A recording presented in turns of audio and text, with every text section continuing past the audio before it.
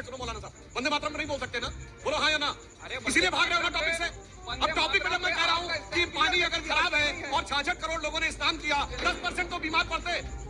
भारत के मुस्लिम लकी इसलिए हैं क्योंकि वो अपने मजहब में जैसे चाहे वैसे इबादत कर सकते हैं। और भाई साहब, जहां वंदे मातरम वाले हैं वही दुनिया में इकलौते ऐसा मुस्लिम आबादी है जहां मस्जिदों में धमाके नहीं होते।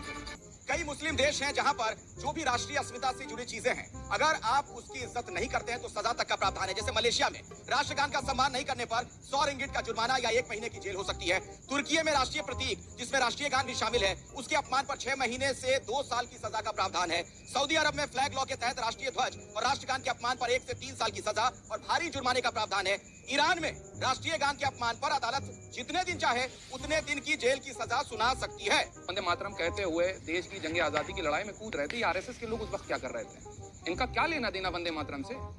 उस वक्त जाते ना, फांसी के फंदे को चूमते ना, तख्त को चूमते ना, किसी ने नहीं चूमा।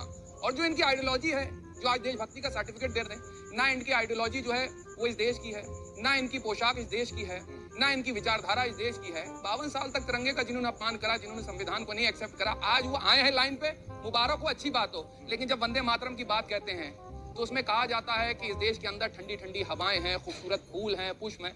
ना साहब, हवा अच्छी है दिल्ली की, फेफड़े लोगों को खराब हो रहे हैं, करके दे दीजिए। और देश की जनता कह रही है कि हमको साफ नदियां दे दीजिए, साफ नदियां दे, हाँ बिल्कुल, साफ नदियां दे दीजिए। गंगा कितनी साफ हुई, यमुना कितनी साफ हुई, उसमें जिक्र है कि हिमालय पर्वत जैसी ठंडी ठंडी हवा आती है हमारे। वंदे भारत पर इसीलिए तो क्यों नहीं हवा मिल रही है?